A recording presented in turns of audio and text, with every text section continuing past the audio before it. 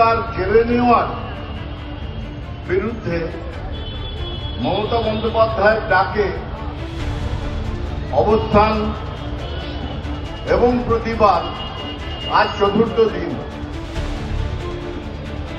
এর মধ্যে আমরা বেশ কিছু বক্তব্য শুনেছি। আমরা আমাদের আদরণীয় সম্মানীয় সাধারণ সম্পাদক অভিষেক বন্দ্যোপাধ্যায়ের দীর্ঘ বক্তৃতা আগের দিন শুনেছি। তিনি বিশ্লেষণ করেছেন বাংলার অবস্থা, তৃণমূল কংগ্রেসের প্রতিবাদের অবস্থা এবং পরবর্তী ক্ষেত্রে মমতা বন্দ্যোপাধ্যায় আমাদের সর্বোচ্চ নেত্রী বারবার আপনাদের সামনে রেখেছেন কিভাবে ষড়যন্ত্র বা প্রতিবাদ চলছে বা কেন প্রতিবাদ